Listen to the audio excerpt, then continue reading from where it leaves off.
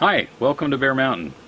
Yesterday we planted probably about 360 Ranunculus Corms, and today we just wanted to show you we got a small batch here that we're going to do right now of about 50. These were pre-sprouted 10 days ago, and they are ready to plant, and wanted to show you what they look like. This is just a small bag. This is Amidine Ranunculus, and it's a pastel mix. And you can see the roots have formed really well on these guys. They've pre-sprouted up. They're looking just about ready, perfect to plant. And you kind of got to ease them apart a little bit, but they'll be ready to go. They've all got sprouts. You just shake out the extra peat moss. We just wanted to show you this from a small standpoint. There's no real rot in here or anything of that nature. They all look really healthy. And these guys are ready to plant. Through the pre-soak, what's real important to do is to pack these guys in a moistened peat moss with it's a 50-50 mixture of perlite and peat moss, and make sure that the peat moss is well coated around them. We'll reference you back to our video. It would be up in the look at the eye in the upper left hand corner, and it'll give you a link to our pre-sprout videos. And these guys are ready to plant. So let's move to the field. Okay, one of the things we wanted to cover here is, since we've laid out this part of the ranunculus, is we wanted to show you a little bit of a quick dirty trick. It's a tool that we use. It's a jig we made out of fence rod and drip tape. As we talked about earlier, the spacing between the rows is 10 inch, and within the row the plants are spaced 5 inches. And so what we did is we took drip tape and we measured onto the rod 5 inches, put a marker of drip tape, another 5, marker of drip tape, etc. So we have 4 equal spacings of 5 inches apart. And what we can do now is, if we lay it down on the ground itself, you can see how they match up. We put a 1, 2, 3, 4, and 5.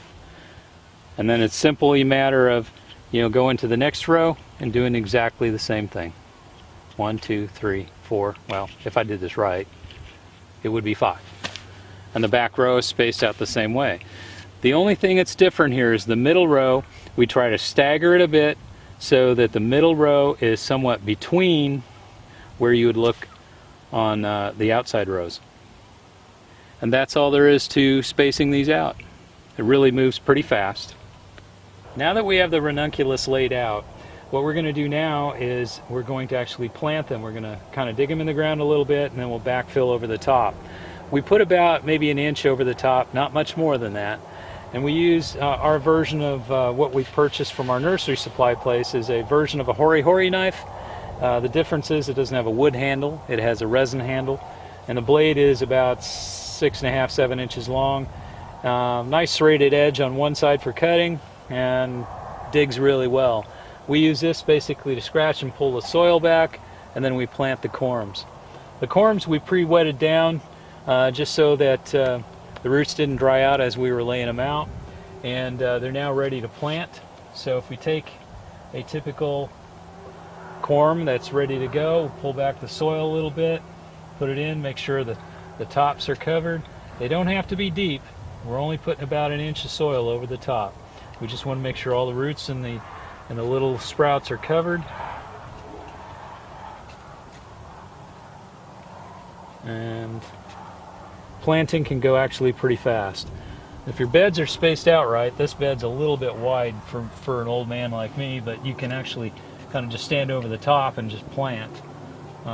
Makes it a lot faster. You don't have to necessarily be on your hands and knees.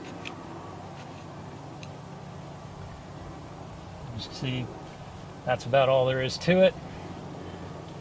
And then we plant the outside row.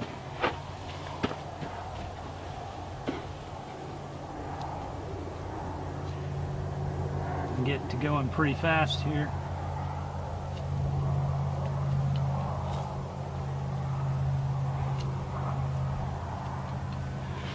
These will probably germinate in about 5 days.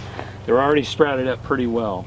Once we get them all buried in, what we'll do is we'll take a hose and just kind of dampen it down. then we'll lay our drip lines out. And we put a drip line on each row, so they correspond and they keep things pretty moist.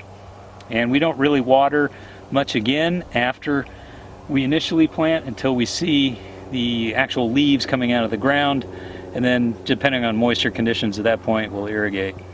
But we try not to be too wet during the period of time when they're establishing themselves, but keep them moist so that they're in good shape.